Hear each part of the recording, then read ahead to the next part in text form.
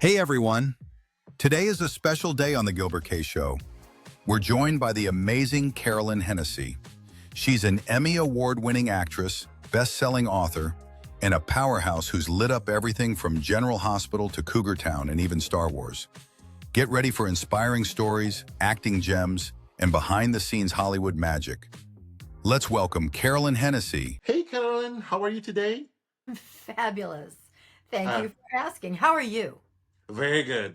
Good. It's an honor to have you on the show. You're very kind. Thank you so much. I appreciate that. Uh, Before we dive in, let's watch or listen to a clip from your latest work. What are we gonna see? Clip from like my sizzle, my cabaret sizzle reel, because that is something that I've just recently discovered that I can do, and that's sing. So we're probably going to look at that. So there you go. That's Have great. fun. So let's do that. We have interviewed all the locals. They want you to stick to vocals. There's only one singing talker. That was me. You better prune it, or you might ruin it. So don't talk, just sing. For we are strictly good time Charlies who like to drink and dance around and maybe kick romance around. Okay, great. You practically had a backstage pass to Hollywood from birth with an Oscar-winning art director for your father. Did young Carolyn always know she'd work in entertainment? Absolutely. And Oh, yeah, go ahead. I'll and keep how going. did those early experiences on movie sets uh, ignite your passion for acting and storytelling? Oh, they formed me. They absolutely formed me because, as you mentioned, my father won an Academy Award. So he was a production designer, and he won. He was nominated 3 times, but he won for Fantastic Voyage. So when I was 4, or maybe even coming up on 4, maybe still 3, my mother took my brother and I to visit Daddy at work, and we walked onto the set of Fantastic Voyage. And I still, to this day, I can't remember if it was the set for the heart or the lungs. I'm not sure. Whatever. Um, I just knew when I walked into this big, dark, black room that I was going to be there for the rest of my life, if possible. Yeah. And it was the smell, which I realize now was probably mold and asbestos. Doesn't matter. Yeah, it was the smell, it was the sound, it was the buzzer that signals everybody stop. We're filming. It was the 2 buzzers that say, okay, you can talk again. It was the free donuts off to the side. Who knows? It was just this sort of isolated world, and I said, I'm going to be a part of it. There was a bright light Yeah. at the in the very center of that soundstage, and the rest of it was black. It was like the world, and surrounded by the universe. And I walked over there and realized that whatever happens in the scope of these lights, Yeah. that's me. I'm home. I just found my home at the age of 4. Wow. And I had no idea what anybody really did, Yeah. but I thought I'm going to be there. And I thought, okay, I didn't know if I could act. I had no idea. I didn't even know what acting was at that point. I had Yeah. no idea if I could. But that was the only thing that I decided I wanted to do. Yeah. Not anything that happened in the black universe, but what happened actually on that world.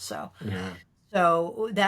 And from then on, I mean, I sort of pitied my contemporaries who were going, doctor, lawyer, the politician, chef. It's like, oh, you haven't figured it out yet? Oh gosh, I knew when I was 4. Oh, I mean, it wasn't that cocky, but I did have a sole purpose. So yes, and Yeah. I thank my father. I thank my father for that, and also for the wit and wisdom that he gave me before he passed. He passed when I Yeah. was 19. Before he passed, that has been these guiding lights, these beacons, and has stood me in such good stead with cast and crew alike. So, yeah, I love my second home. I Wow. do very much. That's very inspiring. Very inspiring. Um, every actor has a big break yours came with a recurring role on Dawson's Creek in the early 2000s. What's the story behind landing that part? And during those early years of auditions and bit roles, what kept you motivated despite the rejections? Any lessons from that period you think aspiring filmmakers and actors could learn from? Well, sure, but this is a lesson that if you don't learn it quickly, you have a very tough road ahead of you. And I was fortunate to learn it not quick enough, but quickly. So there were moments of, despair and desperation, and I could not tell you at that point what it was that kept me going. But then I learned what it was that kept me going, because you have to understand, for anybody who's aspiring in any area of entertainment, no, the word no has to become your best friend. Because Yeah. you're going to live with it. It's going to become your lover. You have to live with it Yeah. because you're going to hear it, unless you're a fluke, and very few people are. You're going to hear it more often than yes, but every no leads to a yes. It's that simple. Yeah. Because just statistically, everyone can say no, but then there's going to be that one last person that says yes, and that can take you. Then your rocket can go. But the lesson is there's only one reason to be an actor. There's only one reason to be a director, a writer, a producer, a gaffer, but especially an actor, because this is the aspect of the business. This is the job in the business that will chew you up, spit you out, Yeah. and does not care. The only reason to be an actor is because you have to be. It is the Mm. thing that your soul that fuels your soul. It's what you thrive on. It's your food. You can do without food, you can do without water, but you cannot do without this business of being an actor and that craft. And what that does, yes, on a certain level, you are entertaining and educating. You're making people laugh. That to me is oxygen. For me, that's oxygen. You're Yeah. making people laugh. You're making people cry. You can hold them in the palm of your hand, and then you're God. You get to do whatever you want with them when they're right here. But on a higher level, it's for you. You're so lucky when you're an actor because you get to experience so many facets of everyday life and get paid for it. Yeah. And that's why people say, "Oh my gosh, I can't even watch a horror film. I can never do a horror film." It's like, no, the horror films are the best because you get to explore the seriously dark side that, if we're honest, we all have.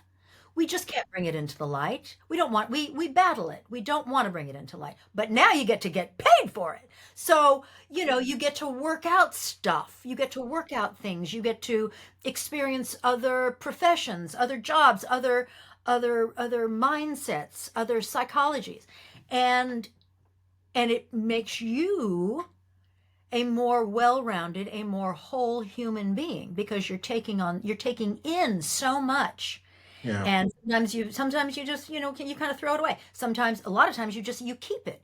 And now you've got all of this rich experience to bring to the next audition, to the next role. The audition for Dawson's Creek was with Patrick Rush, who I love, my darling Patrick Rush. Wonderful, wonderful casting director. And I booked this audition. Now, this was 25 years ago. And how do I know that? Well, when I went to Wilmington, North Carolina, which is where they filmed, on the day before my very first scene, the day before I started shooting, I discovered that I had a problem with alcohol. That's right, and then that's hereditary. So I they pushed my call time. I mean, it was coming. Believe me, it was coming. It wasn't just like, oh, I woke up one day. What? No, it was coming. But they pushed my call time back an hour. Fortunately, the director had been at this particular event where everybody on the crew was just, three sheets to the wind. And here comes the little lightweight actress trying to keep up with these crew members that I'm going to be a part of. Wrong. Very stupid. But the director had also been at that particular event on that Sunday. And so he knew he was in the same shape I was in. So he knew what kind of shape I was in and pushed my call time. But I think about the fact that, yeah, it was a huge break for me, Dawson's Creek. And if I had been with a less compassionate empathetic director. It could have gotten back to Los Angeles like that, and that could have been gone. So I decided then and there that I was going to live a sober life and all of the really great things that have happened to me since then have been since that revelation. So Yeah. yeah, but it was an audition like anything else. Um, Everything I'd been doing up to then kind of again played into what I was able to bring to that audition. Just like if I have an audition tomorrow, everything for the last umpteen years since I've been alive, we don't need to go into Yeah. that how long, has will bear down on that audition. So yeah, yeah, but it was it could have gone horribly wrong, but it didn't, and that's just I think another sign that this is what I was in this lifetime put here to do. So Yeah. So just a follow-up question. Do you still audition, or people already know you and know your work? They just call you for a project. How does it work? people do already know me. They know my work. They can see it online. It's all over the place, and I have been getting more offers. But yes, I do still have to audition sometimes. Yeah, yeah, yeah. And we wish we didn't have to. The Yeah. Imperial we. Uh, but it's part and parcel. It's part and parcel. You learn to love auditioning, and if you don't love it, don't let them see it. Yeah. You know what I That mean? one. Wow. Yeah, I didn't. yeah. So I know you've done your share of theater work in addition to on-camera roles. How did performing on stage shape you as an actor compared to your TV or film gigs? Do you have a fun early stage experience that taught you something invaluable about acting that you still use when you step into Hollywood set? Here's the first thing that comes to mind, and because I was trained in the theater. I didn't start out as a television and film actress. I started out as a theater actress, and those are my roots, and that's what I love, love, love. And any chance I can get to do theater, I did. It was coming up on a year ago, late June and into July of this past summer.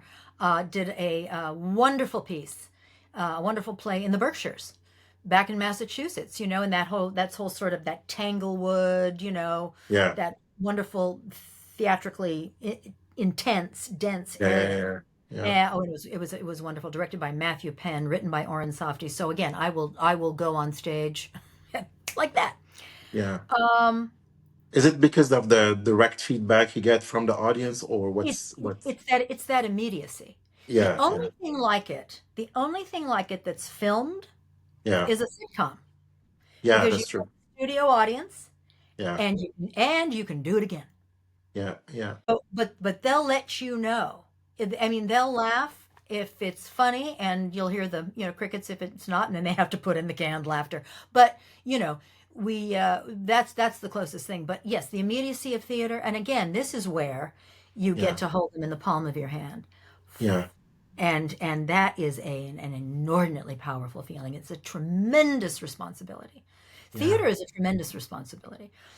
yeah, The only thing that I can think of, the first thing that comes to mind is not even necessarily a theatrical lesson. Here's a theatrical lesson for anybody who goes from theater to film or from film to theater.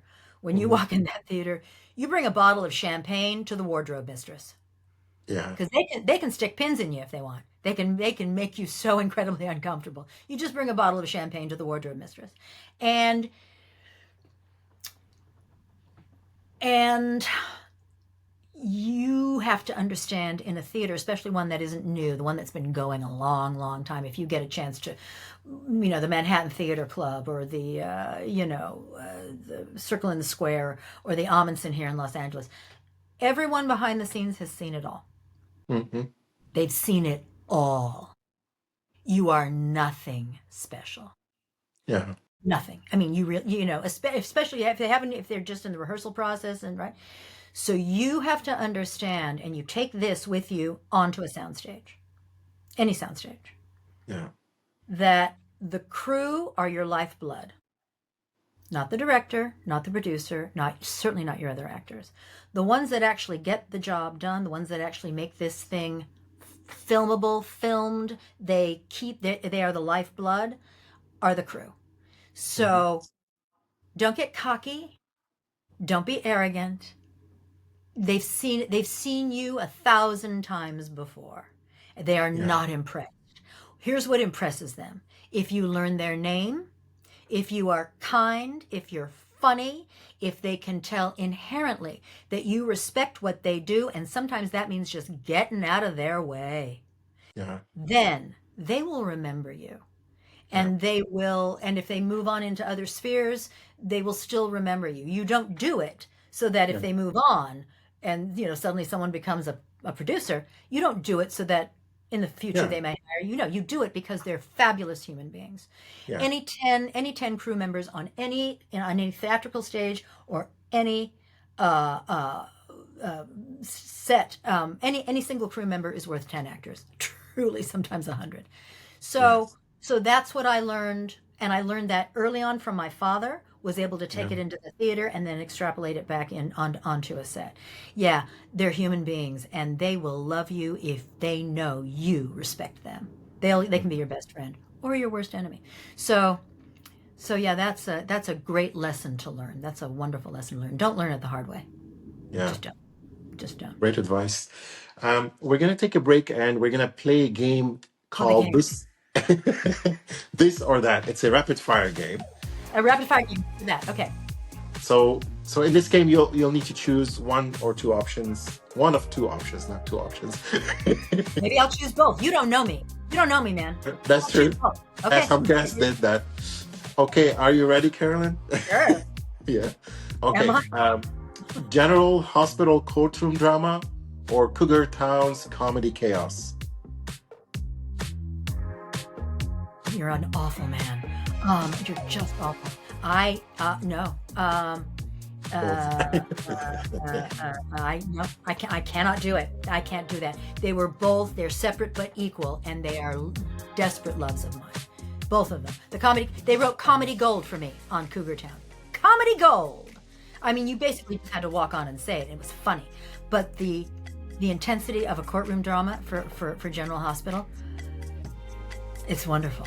It's just wonderful. It's a different beast. Oh, no, both. Okay, no worries. Performing live on stage. I know the already answer. Performing live on stage or acting on a film or TV set.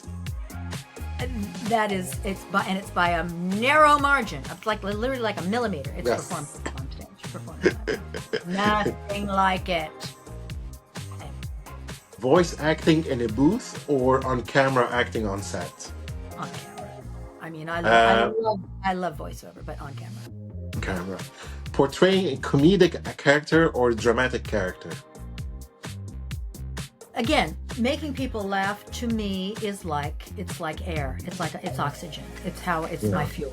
So, again, but by a very narrow margin. Yeah. Comedy is my jam. Playing Diane Miller, the savvy lawyer, or playing Barb, the sassy neighbor? You awful person. Probably, oh gosh. And it's so close. It would be Diane. And Diane is a more fully fleshed human.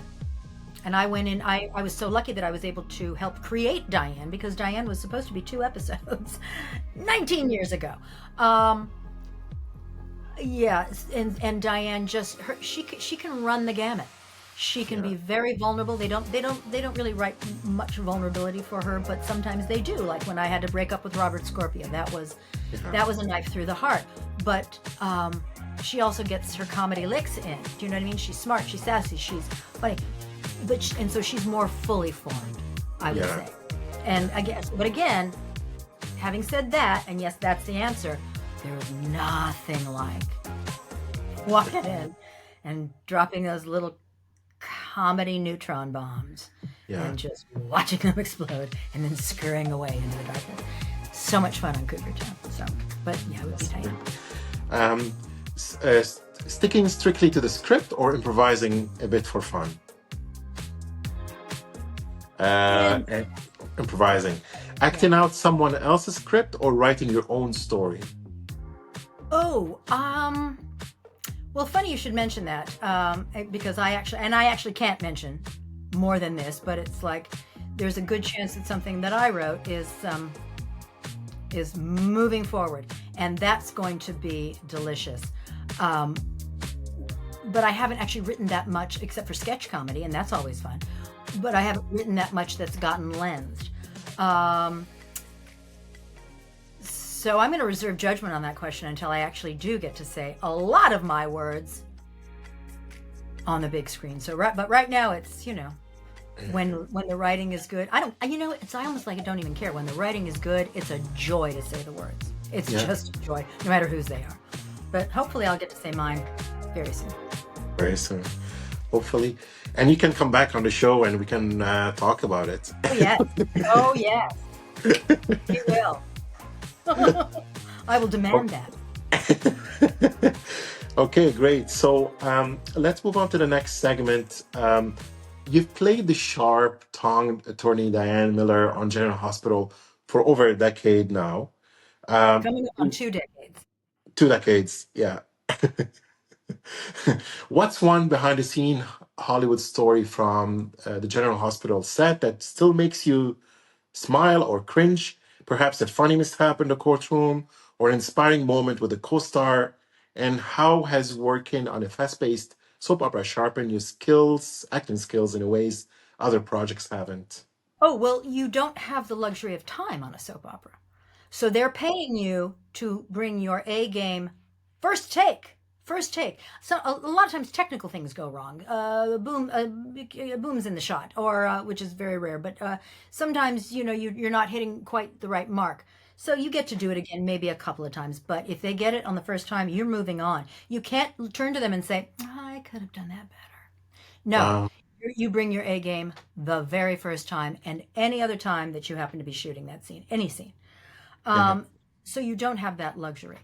How many Um, cameras do you have on a soap? four, four. 4 cameras. Yes. Yeah. Wow. So there's no Yeah, going back to coverage. You're getting the coverage. You're getting yeah, all the coverage. And again, it's like a yeah. sitcom. Yeah. Wow. A funny moment. There have been so many funny moments. Um, well, first of all, having Nancy Lee Grahn walk in on Dirk Cheatwood and I on the couch when Hmm. Diane was dating Sonny's bodyguard, Max, that was hilarious. It was hilarious. And it was actually hilarious to watch Nancy's eyes Yeah, just sort of bug out of her head because she wasn't expecting it. yeah.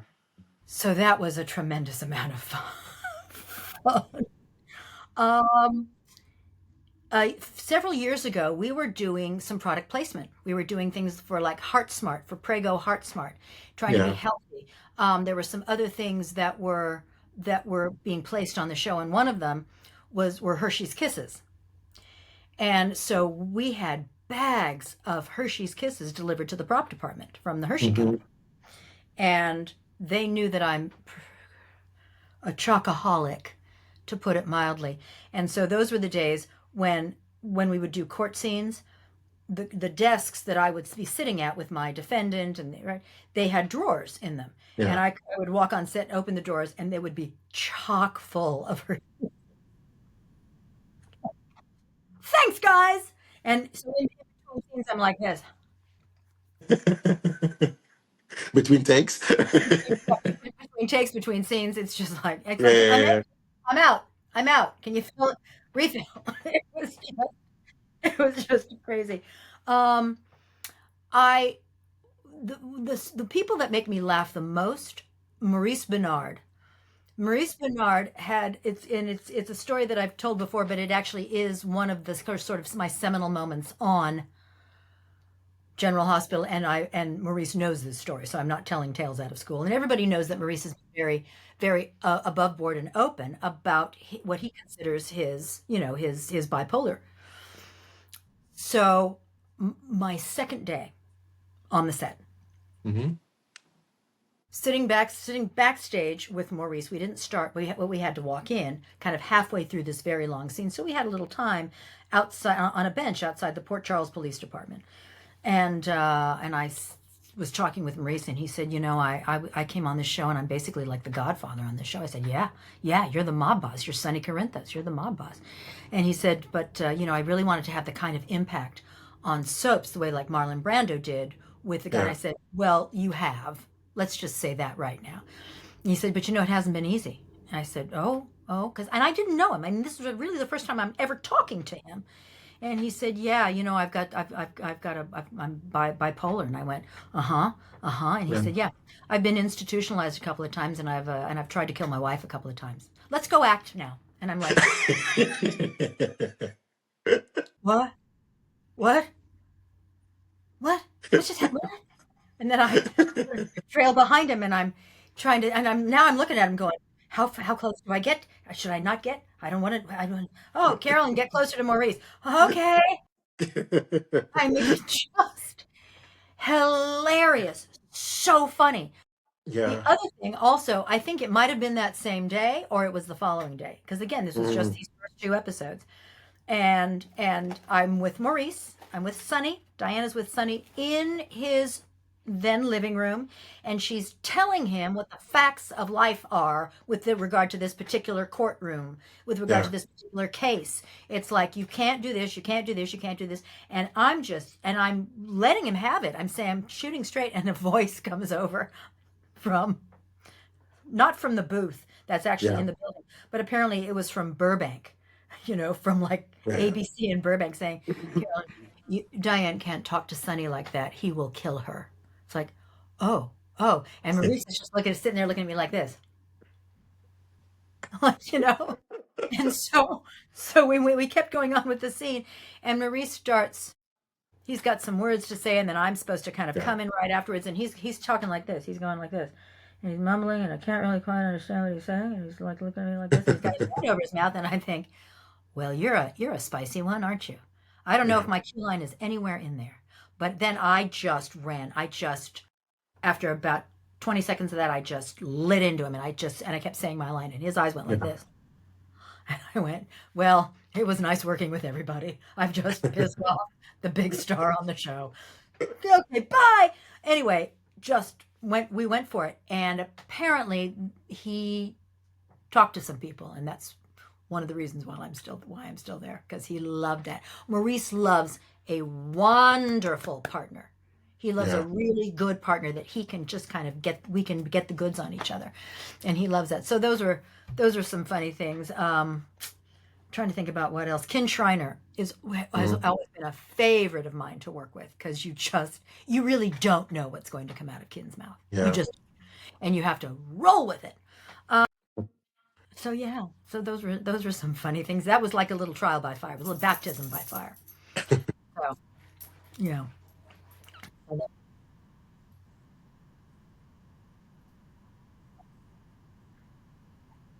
the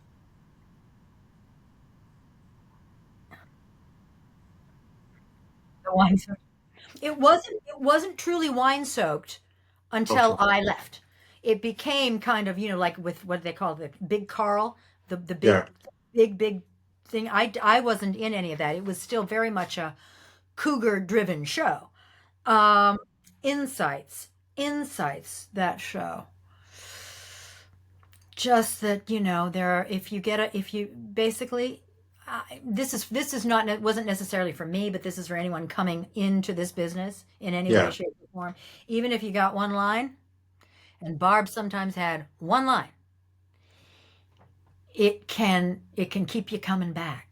If you make the most of it. Don't try to deliver it in a way that you've seen somebody else deliver it your way. And if they love it, they love it. And it can keep you coming back. But it can be comedy gold.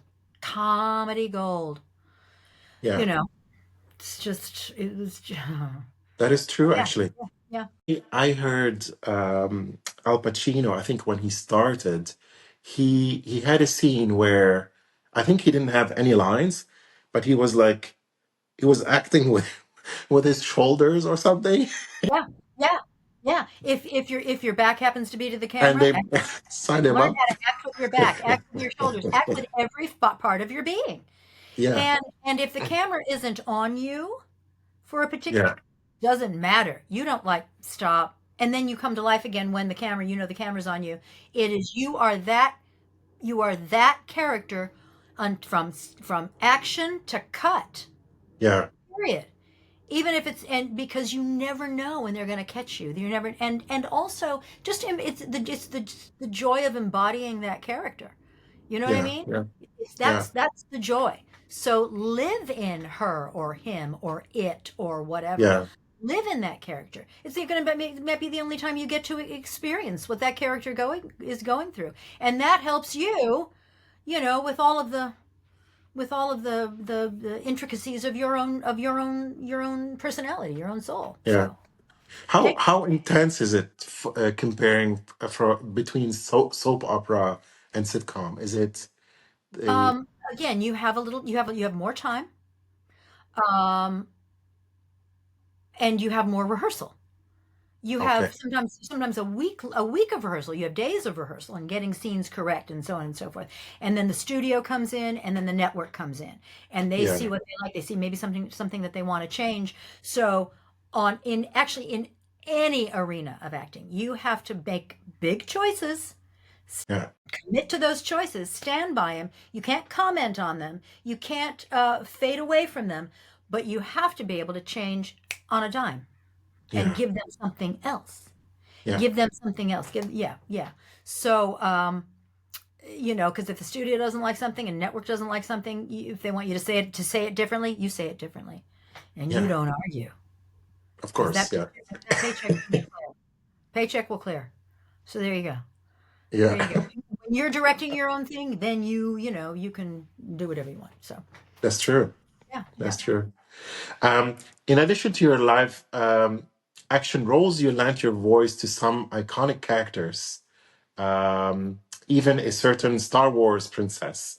For instance, you voiced General Leia Organa in General Leia. animated Star Wars series.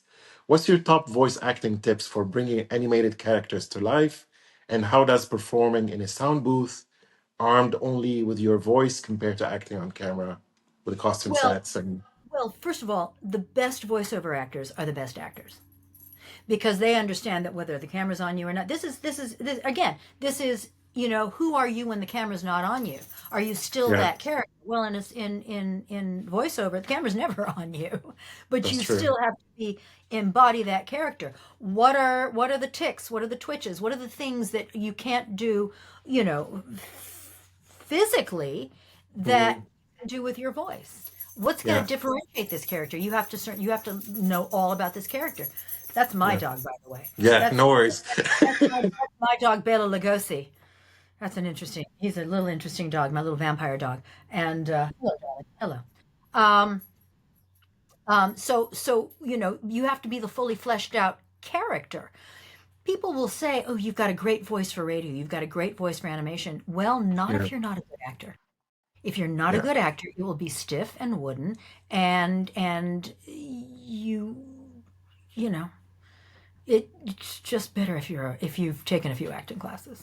Let's say. yeah. Um, so yeah, General Leia Organa, Star Wars Resistance, and Lego Star Wars All Stars. And I'll tell you something. As General Leia Organa, Mhm. the very first time that I had to say, that I was privileged enough to say, "May the Force be with you," as General Leia Organa, Yeah. it's like I said, "I need a moment." It was just like, Oh because wow. it's Yeah, not like, a third stormtrooper on the right, yeah, saying that. It's her saying one of the great cultural mantras, yeah, cultural isms, that has seeped into our consciousness. And me as her, God bless Carrie Fisher. May she rest in peace. And I know she probably is, hopefully now, along with her mom. yeah, Um, but the fact that she could not and I got to,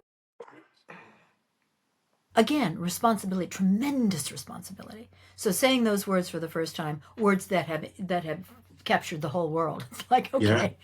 okay, that's profound. That's profound. So yeah. Wow, that's very Yeah. inspiring. Yeah. Um, so you've done it all: daytime soaps, primetime sitcoms, stage plays, animated series, and even digital dramas.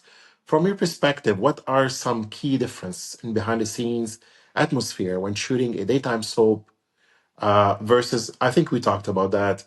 Do you We adjust did. in the acting process for the medium? Um, Yeah,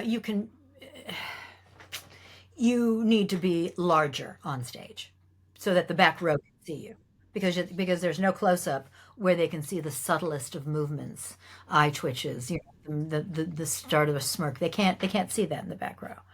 So you need to be just slightly larger, not necessarily broader, but just a little yeah, yeah. larger. Um, and that's really it Hmm. because on stage, sitcom, soap opera, streaming, feature film, it it starts with your ability. It starts with your character's truth. That's it. And if you are honest, or if you can fake it, but if you're honest, that's the thing that shines through. You have to know your character inside out. Again, what sets that character apart from anyone else who's played a similar character? Yeah, What are you going to bring to it? It's going to be different anyway, period, yeah, because there's no one else like you and there's no one else with all of your experience and your filters, et cetera, et cetera. And so two people can play the same role, and there will be, of course, there will be differences because they're not the same difference. Yeah, people, of course. that's true. Um, yeah, yeah. So it's all honesty, baby. It's all Yeah. honesty. Yeah, yeah. In 2011, you switched from acting to writing by publishing The Secret Life of Damien Spinelli, a novel that became a New York Times bestseller. How did writing your own book, especially when tied to the General Hospital universe, change your perspective on storytelling and acting? Did becoming an author teach you something about the character development or creativity that you've brought back in your acting roles? It was just kind of bottled up. But don't forget, before I was offered Damien Spinelli, actually in the middle of being offered, in the middle when in okay, I wrote a series of 7 novels for young adults called the Pandora series. The first one is called Pandora Gets Jealous, Pandora Gets Vain, and it's about um, a retelling of the classical Greek myth of Pandora. And so Wow. I think I had three of the 7 already published when Bob Guza and Jill Phelps, who were heading up General Hospital at the time, Yeah. came to me and said, you've got some books on the shelves. We know you can sell books. It's like, yes. They said, we'd like you to write this story. Hmm. It's about all the main characters in Port Charles from the perspective of one Damien Spinelli.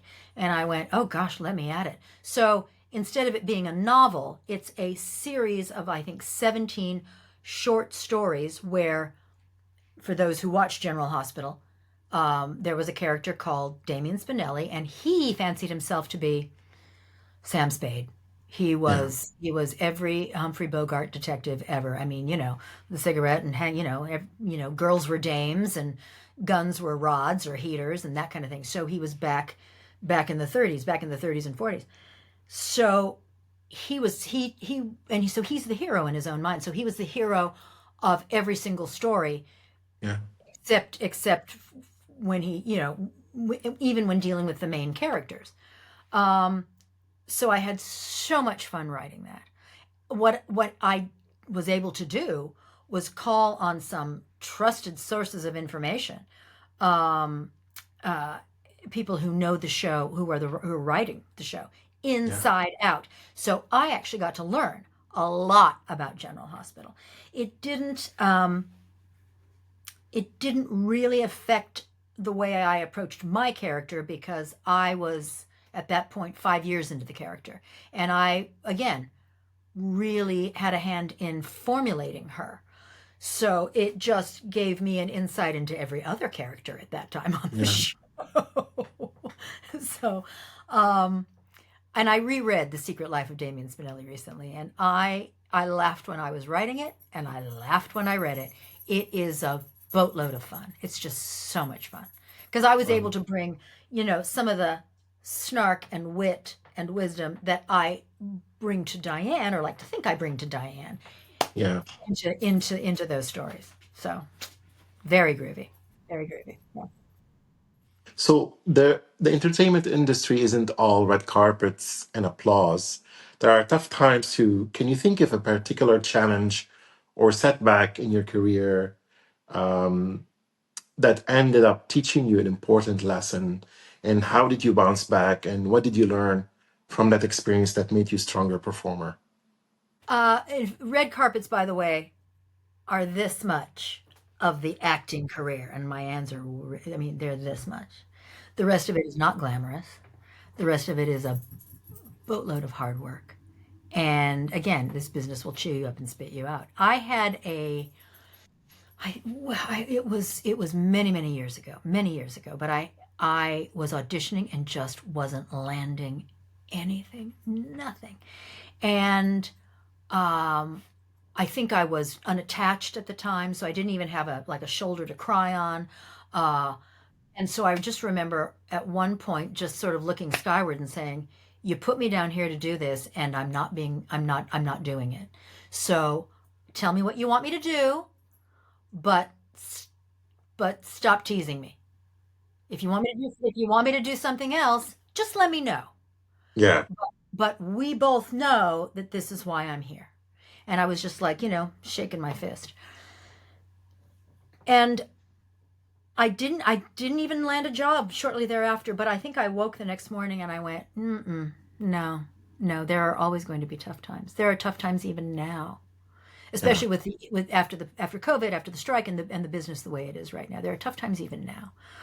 But Yeah. if what I get to do, what I'm privileged to do, is wake up every morning and say, I'm an actress. That's what I do. I'm also an author, and I've produced some stuff, and Yeah. all these kinds of things, and I'm a screenwriter and that kind of thing. But I'm an actress. Yeah. That is the privilege of being able to say that. And I say the moment anybody, including myself, because I Yeah. could have woken up and said, I just don't think I want to keep going through. And then if had I continued, Yeah. I would have become a bitter, soulless individual, because That's then true. the resentment that would be building with each subsequent rejection would just be like, bleh. But I said, no, I'm privileged. I'm privileged since I was 4 years old to know what I was going to do. This Yeah. is what I'm doing. If you don't want me, I'll go over here. You don't want me, I'll go over here. You don't want me, I'll go over here. You know what I mean? And someone's going to say yes. So the moment that anybody who wants to be an actor wakes up and says, that's the day you quit. That's the Yeah. day you walk away. You don't have to walk away forever, but that's the day you walk away then. Because if you Yeah. continue, it's going to chew you up with greater glee, because you're already you have the prospect of becoming a bitter human being, and nobody Yeah. needs that.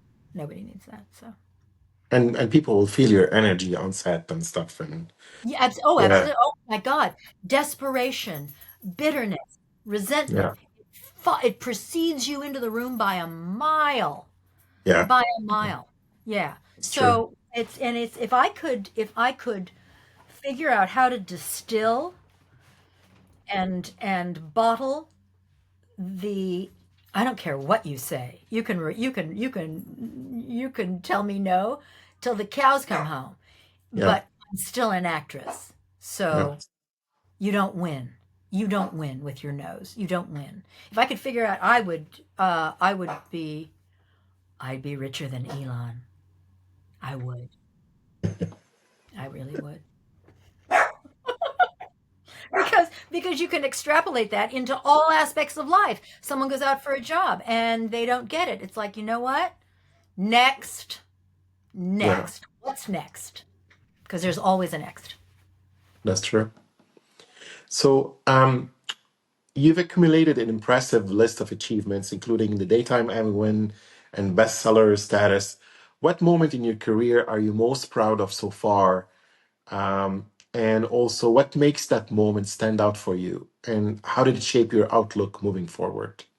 Well, the one that comes to mind, and I always have to go with those, and then sometimes I'll think of something else, but the one that comes to mind for me Yeah, is the day that I received a box of books delivered to my doorstep. And it was my, contractual 25 copies of Pandora Gets Jealous. It was there. It was, I don't, where, do I have it anywhere around here? I can't, I don't know. Um, um, and because that came out of my head. That yeah, came out of my head through me and onto a computer screen that was sent to the publisher that they then, and there it was. There were my words for tweens to read, tweens and everybody over the age of 6, seriously, or anybody who can read it. That was the moment that made me just weak in the knees. That made me weak in the knees because they can't take that away from you. There it is. There it is. And I just I was overjoyed. Winning that Emmy, that's nice. That's nice. That's yeah, really lovely. That's really lovely. Um what this is going to sound very corny, but the greatest achievements are when girls come up to me, boys come up to me, anyone comes up to me and says, when you said this in an interview, or when Diane did this, or when Diane and Alexis had this moment, it's like that inspired me to do better. That inspired yeah, me to call a friend. That inspired me to, just I said, okay, those are the moments that you live for. Those are the moments that you live for. Somebody comes yeah. up to me who has seen me on Jessie and said, "You were my childhood," and I went, "Well, I hope you turned out good." Because it's like so. It's or when people say, "God, you made me laugh," in that, it's like because I think laughter extends the life. I really do. I think Yeah, laughter extends the life. So uh, it's when people say, you got me through this, you got me through that. It's like yeah. my work here is done. You know. So That's great. We're gonna play a last game more before games, more games. Yeah. for our final segment. It's called True or False, Ooh. and time to test some quirky facts about your life and career. And oh. Okay. Are you ready, Carolyn? I don't know if I'm ready. Why not? Here we go. Okay, true or false? Carolyn's very first time on a film set was at age 4, when her father took her onto the Fantastic Voyage soundstage. Wouldn't it be crazy if I said false? Because I had actually literally just said it 20 minutes ago. No, that's Yeah, true. that's true. True or false? As a teenager, Carolyn helped build miniature model cars that were used in the sci-fi film Logan's Run. 15th summer on a soundstage, building those little cars. When I see him go through the tubes, and when I watch Logan's Run, it's like, there I go. There I go. Yes, I Wow, did. That's how I that's spent my amazing. summer. True or false? Caroline has been flying on the trapeze as a hobby for 15 years, just for fun. Uh, False only in that it's been 20 years. 20 years? 20 years? 25 years? 20, about 20, 22 years. 22 years. Wow. Yeah, yeah. Yes, that's true. And it's not just for fun. It's truly for bragging rights. Can you do this? Hey, you know what I do for exercise? What do you do for exercise, Carolyn? I fly on a trapeze. Huh? Yeah, that's fun. And it's also for exercise. But yes, that is Yes, that's amazing. True or false? During one intense General Hospital scene, Carolyn blanked on her lines and improvised legal jargon that made it to the final cut. Well, I'm sure that's happened. I'm sure that's happened. I will bet you dollars to donuts that that's happened. Yeah, if it was legal jargon, it was probably just a word or two, yeah. Yeah, I'm sure that's happened. I'd be surprised if it didn't. Okay, moving on to our final segment. Oh, are you sitting down with true or false? Oh, come on. Okay.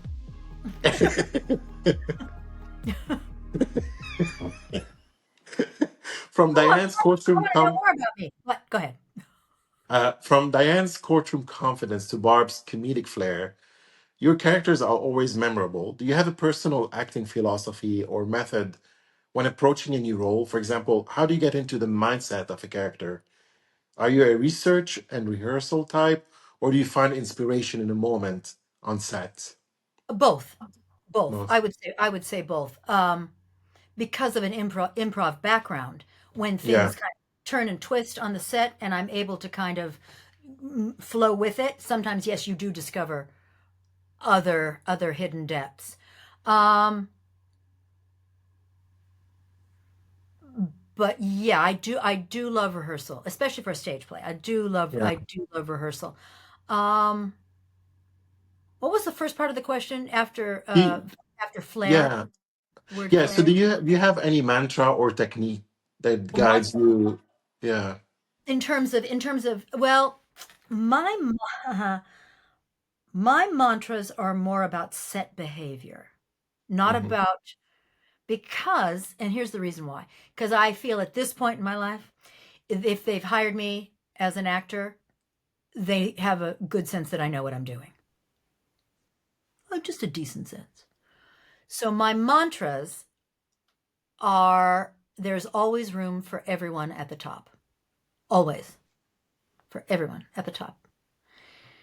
And my job on a set is to make everyone else's job easier. Hmm. That's the deal. Because again, if they've hired me, they know I've got this acting thing done. I don't need to ask the director every 5 minutes, was that good?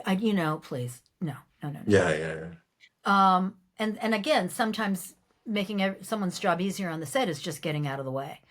Um, but with regard to roles, I'm I I'm of kind of the Olivier school, the Laurence Olivier school of Right. outside in. Hmm. I find the suit for the character. I find the hairstyle. I find what does the makeup look like? What does the jewelry look like? Is there jewelry? Is there makeup? Is it, and that's the overlay. And then how does all of that make me feel? How does all Hmm. what does that start to bring up in my life? Because I've been through hell and back, so I can access that. I've been sitting on cloud nine, I can access that. I've been to foreign Yeah. countries, I can access. You know what I mean? It's like it's a lot. It's there.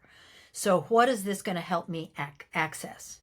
Hmm. And Hmm. then start to build internally. Wow. So that's what I do. Yeah. So you've seen the entertainment industry evolve throughout your career, from the rise of streaming to changing roles for women in Hollywood.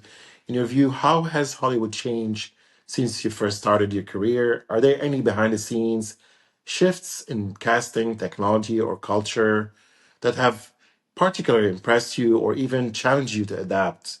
And looking ahead, what changes or trends would you love to see in the industry future? Yes. Uh yes.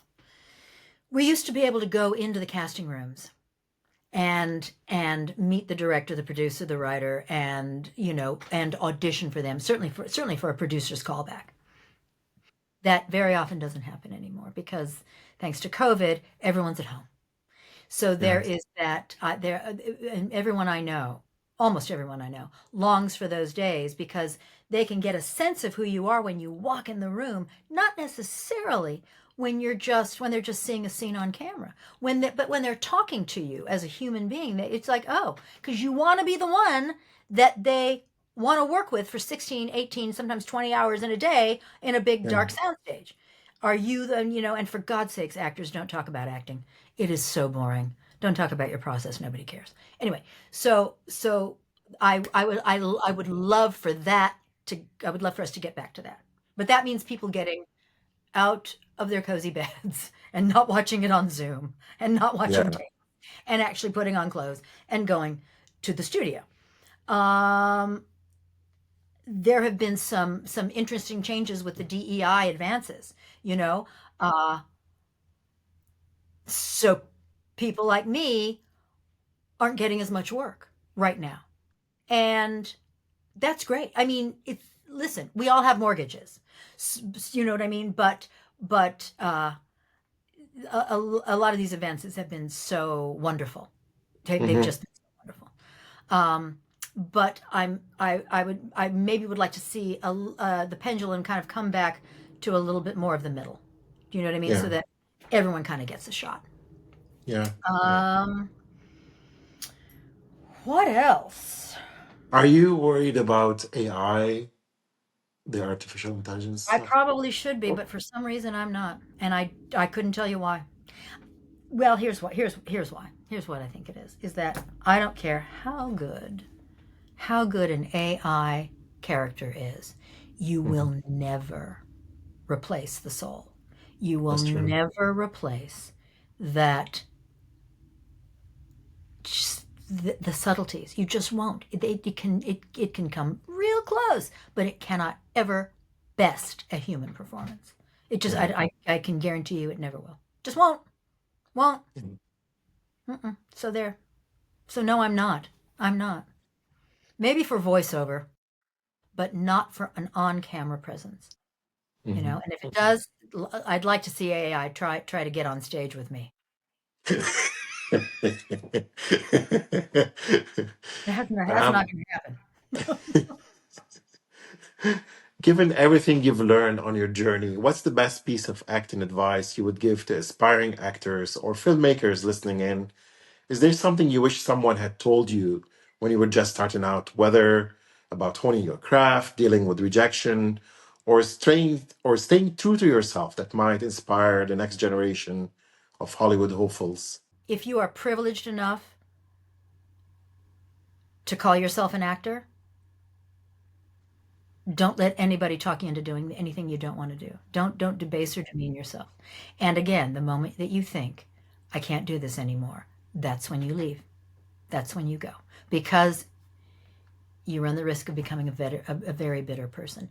And if you are if you're confident, secure in yourself, you don't need to ever tear anybody down like in an audition waiting room. You just don't. Leave that to the amateurs. Leave that to the girls and boys who just don't have enough confidence in themselves. So they have to, try and bring everybody down. That's not that don't let that be you. That's not you. Yeah, yeah. Um what else? Again, your job, and if you're lucky enough to be on a set, your job on that set is to make everybody else's job easier, and that includes not pestering the director with "What's my motivation?" Your motivation is your own, and don't Yeah. your process is not interesting. And also, and don't talk about acting and the things that you've done. Oh, well, when I won this and when I do that again, those are the common actors. Yeah. Don't be common. Be uncommon, be a diva. And if you know what that means, if you don't, I'll tell you. Diva means divine, and you Yeah. you want to be divine to work with. So be a diva in the best sense of the Yeah. word. And you can also take this. Your job is to make everybody else's job easier. You can take that and extrapolate that into your daily life. Hmm. Hmm. You know, give the compliment to the breakfast waitress. Make somebody's day with it. Make somebody's day by telling them how good they look. It's like it costs you nothing, and it Hmm. only enhances you as a human and therefore you in your roles. So I guess that would be it. That's great. So, how can our audience contact you? Sure, I'm on Instagram, Carolyn Hennesy, Hennessy, simple spelling. Um, Twitter, yes, I'm old enough that I still call it Twitter. I don't care. That's also Carolyn Hennesy. And Instagram, oh no, Instagram we did, Twitter we did, Facebook, Carolyn Hennesy, and then www.carolynhennessy.com. So Excellent. go there. That's great. Sadly, it's a wrap. Carolyn, thank you so much, My and pleasure. it's been an honor to be on the show. And My, thank you so much. Thank you. thank you. We'll do it again.